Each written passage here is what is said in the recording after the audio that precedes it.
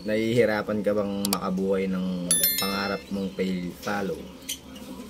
Ang video na to ay para sa'yo.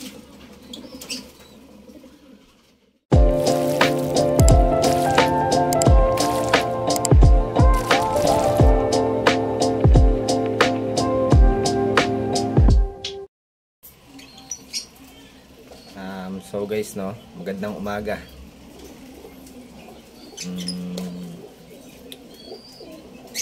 Welcome back sa aming channel. For today's video, magbibigay ako ng tip kung paano makabuhay ng pale follow na pangarap natin.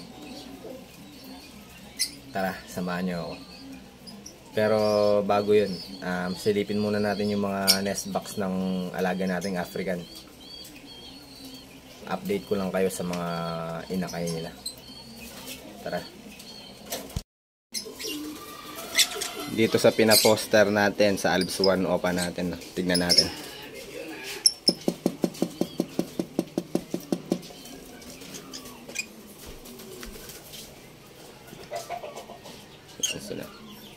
Pag lumabas doon yung silipin. Ayun siya guys.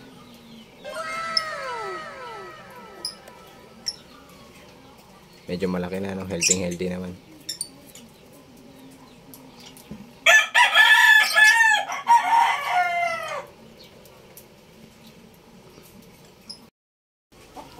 Tapos guys, dito naman tayo sa pinaposter natin dito. Silipin natin.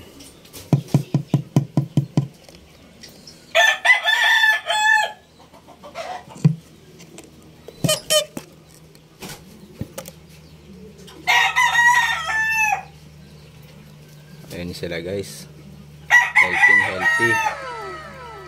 Ayan yung isa, yung visual natin na albino.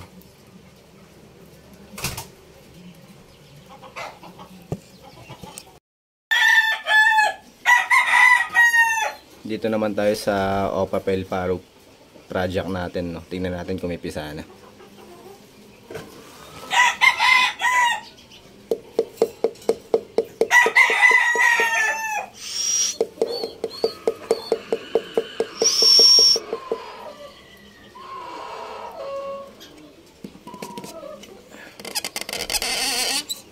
Ay, lumabas ng hen.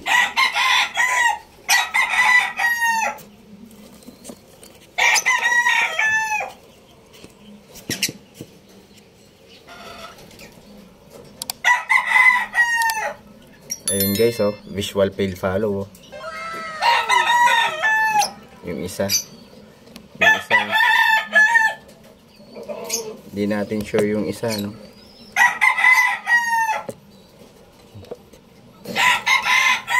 Usog ko lang sa flashlight, tignan natin.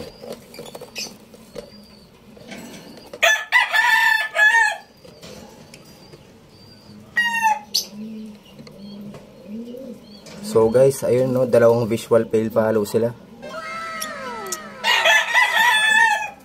Sana may mag-opa dyan, no.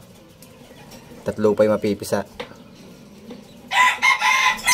Nice, dalawang visual kagad ang napisa sa kanila.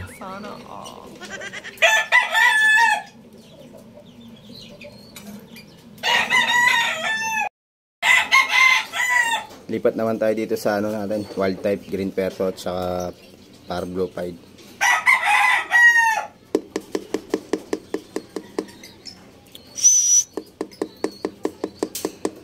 Palabasin lang natin.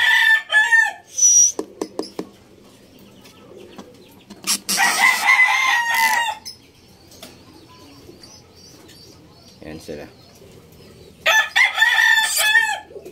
Check natin. Yun.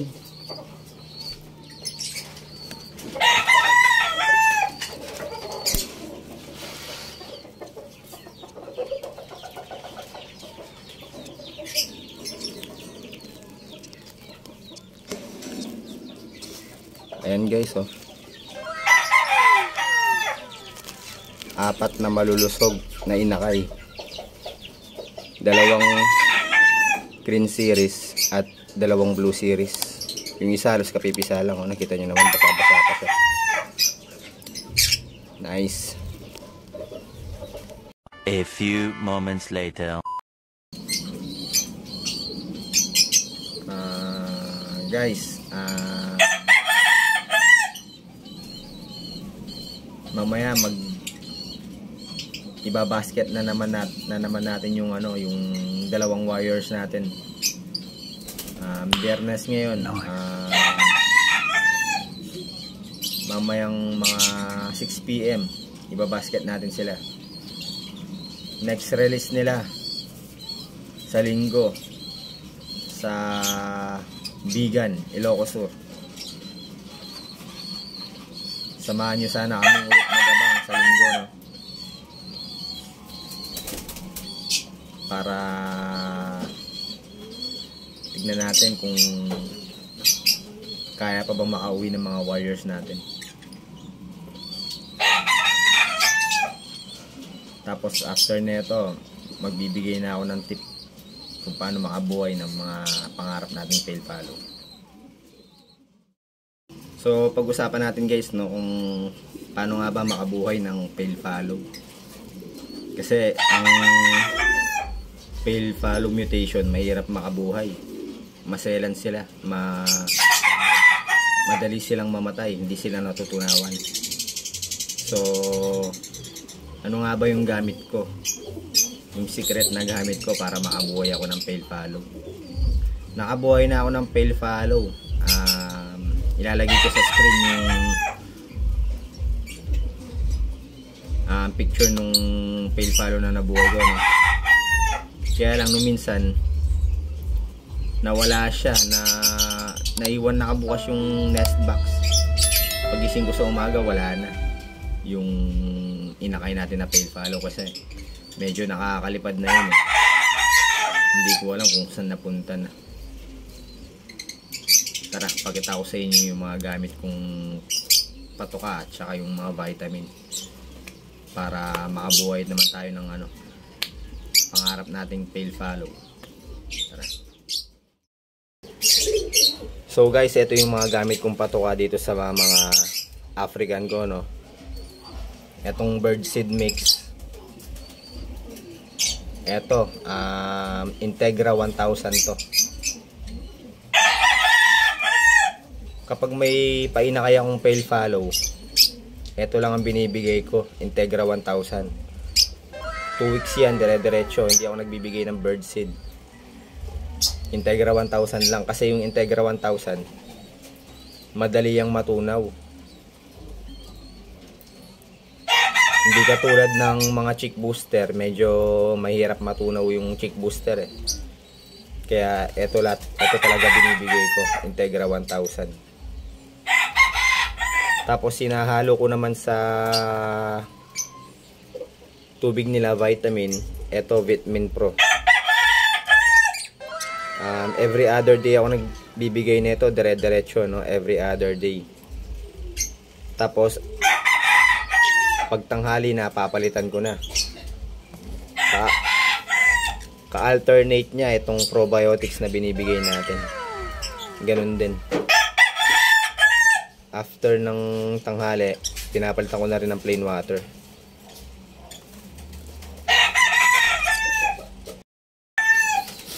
So, pero sa mga pala, no, sa mga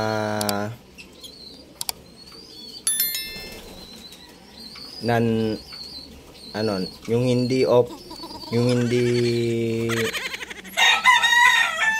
fail follow na mga inakay, no. Ito lang ang ginagamit natin. Birdseed mix. Pero nilalagyan din natin ng isang takal na Integra 1000.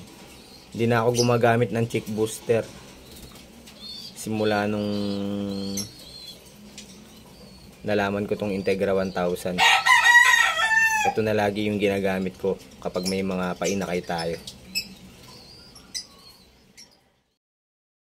So dati, no, gamit ko chick booster at saka oat growth. Yun ang binibigay ko pag may mga visual na lumalabas na fail follow sa project natin. Kaya lang namamatay pa din. Nahirapan pa rin silang matunawan. Tapos naisip ko palitan ko. Ito nga yung Integra 1000, sinubukan ko. Yun no, nakabuhay tayo ng fail follow. Siguro mahigit 2 weeks siyang binibigyan ko. Yun lang ang binibigay ko sa kanya, Integra 1000. Tapos after 2 weeks ginawa ko na siyang hand feed. Yung hand feed na ginawa ko sa sariling gawa ko lang din yung formula. Bali gumawa ako ng Cerelac na may Cerelac, yung walang halong milk, yung rice and soya. Tapos sinaluan ko ng Integra 1000, no. Binlender ko, ginawa kong powder, tsaka ako sinasala para yung powder na powder lang talaga yung makukuha ko, walang buo-buo. Kasi mahirap mag-hand feed, no, sa syringe kapag may buo-buo, mahirap pakainin sila, nagbabarado. Kaya ganun yung ginagawa ko.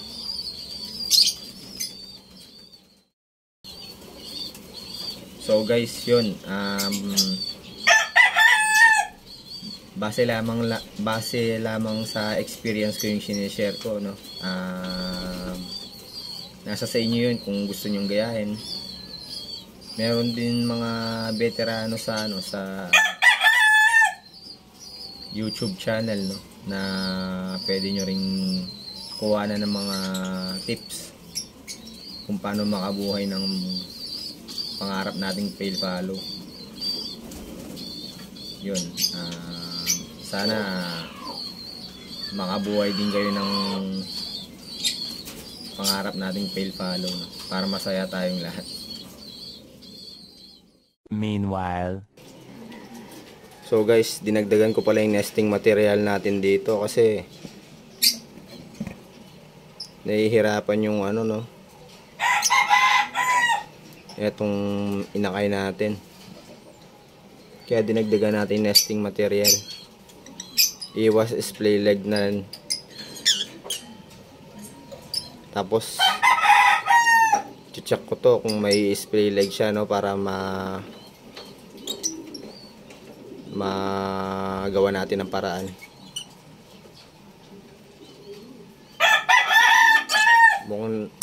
Mukhang nakatagilid yung isang paa niya, eh. Yan, every other day check natin to kung may splay leg siya para magawa natin ng paraan.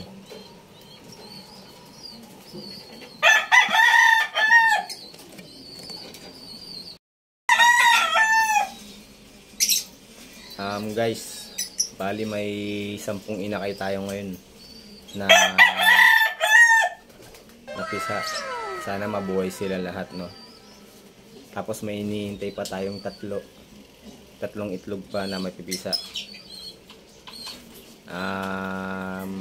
Mag-follow lang kayo dito sa FB page namin, tsaka sa YouTube channel namin. Magpaparaffle tayo ng mga visual fail follow natin sa mga followers natin at sa mga subscribers natin.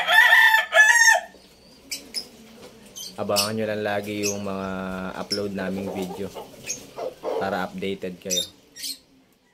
Yun lang yung tip na may bibigay ko sa inyo ngayon. Huwag nyo po sanang kalimutan mag-follow sa aming Facebook page at mag-subscribe sa aming YouTube channel. Ingat. Maraming salamat mga kalapatid at mga kaibon. God bless.